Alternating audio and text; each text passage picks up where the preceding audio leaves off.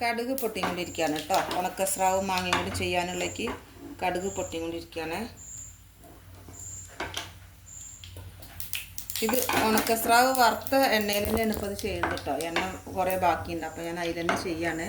കടുക് ഇട്ട് പൊട്ടിച്ച് അതിലേക്ക് ഇതാ വെളുത്തുള്ളി, ഇഞ്ചി, പച്ചമുളക് ഇടാൻ പോവുകയാണ്. കടുകൊന്ന് പൊട്ടട്ടെ.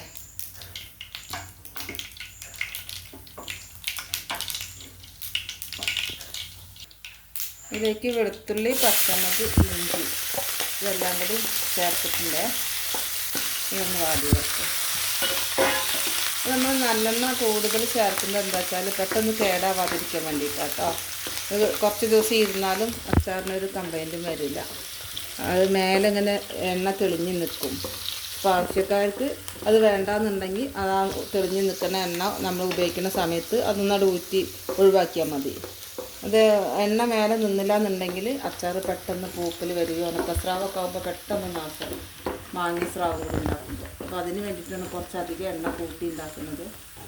ഇതിലേക്ക് നമ്മൾ കറിവേപ്പില ചേർക്കുകയാണ്.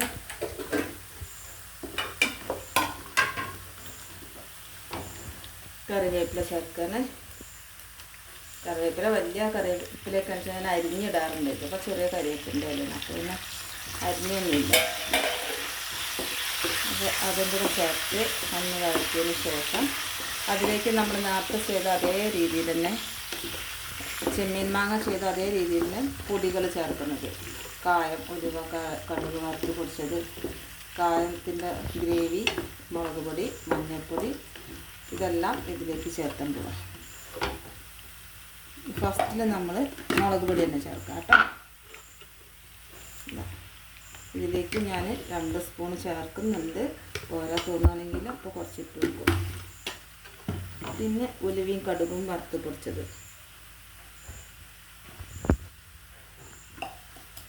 നമുക്കൊക്കെ ഒരു കൈക്കണക്കാണ് കേട്ടോ. ഈ ടേബിൾ സ്പൂണ്, ടീസ്പൂണ് അങ്ങനെയുള്ളതൊന്നും നമ്മൾ പഴയ രീതിയിലുള്ള ആൾക്കാരാണ്. അപ്പോൾ ആ ഒരു കൈക്കണക്കിന് അങ്ങനെ ചെയ്യുന്നതാണ് കേട്ടോ. ഒന്നിനും അളവും കാര്യങ്ങളും വ്യക്തമായിട്ട് പറയണമെന്നില്ല. അതൊക്കെ ഓരോരുത്തർ എരിവിനും ടേസ്റ്റിനനുസരിച്ച് കൂട്ട് കുറയ്ക്കുകയൊക്കെ ചെയ്യാവുന്നതാണ്. അപ്പോൾ ഇതിലേക്ക് ഞാൻ ഇനി ചേർക്കുന്നത് കായത്തിൻ്റെ വെള്ളമാണ്. കായം വേണ്ട, ഇത് ഇനി ഇതിലേക്ക് ചേർത്താനുള്ളതില്ല. ഇതിൽ ചേർത്താണ്. ഇത് ചിലത് കായത്തിൽ ഇങ്ങനെ തിളപ്പിച്ച് വന്നാൽ പൂഴി ഉണ്ടാവും കേട്ടോ. അത് ശ്രദ്ധിക്കണം. പൂഴി ഉണ്ടെന്നുണ്ടെങ്കിൽ അത് ഫുള്ളായിട്ട് അടി ഒഴിച്ചു കൊടുക്കരുത്. ഇപ്പോൾ കായത്തിൻ്റെ വെള്ളം ഇതെല്ലാം കൂടെ മിക്സ് ചെയ്ത് ഒന്ന് കൊരുക്കി വറ്റ. ഇതിലേക്ക് നമുക്ക് വിനാഗിരി ഒഴിച്ചു കൊടുക്കാം. അപ്പോൾ അതൊക്കെ ഇട്ടുണ്ട്. ഇതിലേക്ക് വിനാഗിരി ഒഴിക്കാണ്. ഇങ്ങനെ എണ്ണ തെളിഞ്ഞ് വരുന്ന സമയത്താണ് വിനാഗിരി ഒഴിച്ചു കൊടുക്കുന്നത് കേട്ടോ. ഇതിലേക്ക് ഇടുമ്പോൾ തന്നെ ഒരു കുറച്ചധികം തന്നെ വിനാഗിരി ഞാൻ ഒഴിച്ചിട്ടുണ്ട്. കാരണം മാങ്ങ പുളി ഇല്ലാത്തത് കാരണം അപ്പോൾ കൂടുതൽ വിനാഗിരി ഒഴിക്കേണ്ടി വരുന്നത്.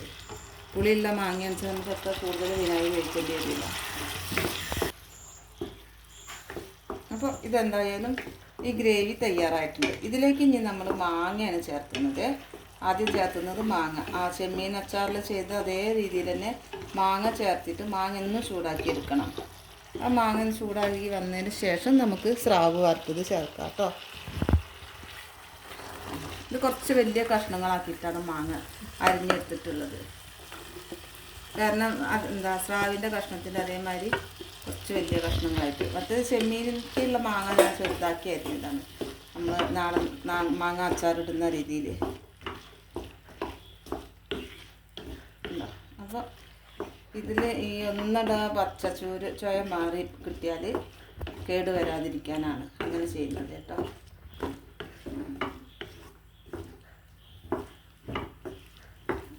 ഇതിൽ ഞാൻ ഉപ്പ് ചേർത്തിട്ടില്ല. കാരണം എന്താണെന്ന് വെച്ചാൽ നമ്മൾ സ്രാവിൽ ഉപ്പുണ്ട്. ആ ഉപ്പ് ഇട്ടിട്ട് ഞാൻ ഇന്ന് മിക്സാക്കി വയ്ക്കും.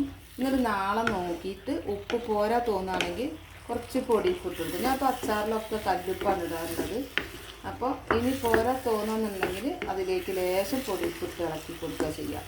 കാരണം സ്രാവിൽ നല്ല ഉപ്പുണ്ട്. നമ്മൾ എത്ര നേരം വെള്ളത്തിലിട്ട് വെച്ച് കഴുകി വൃത്തിയാക്കിയാലും അതിൻ്റെ ആ ഉപ്പ് രസം നന്നായിട്ടുണ്ടാവും. അപ്പോൾ ഇത് മാങ്ങ ചേർക്കുന്നത് തന്നെ അതിന് വേണ്ടിയിട്ടാണ്. അപ്പം ഇനി നമ്മളിതിലേക്ക് മാങ്ങ ചേർക്കാൻ പോവാണ്.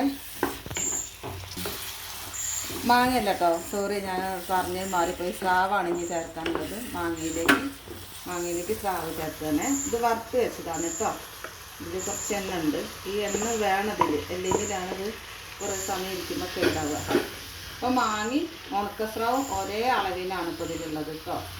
അപ്പോൾ ഈ സ്രാവിലുള്ള ഉപ്പ് മൊത്തം നമ്മൾ മാങ്ങയിലേക്ക് പിടിച്ചിട്ട് അച്ചാറിലേക്ക് പാകത്തെ ഉപ്പാവും.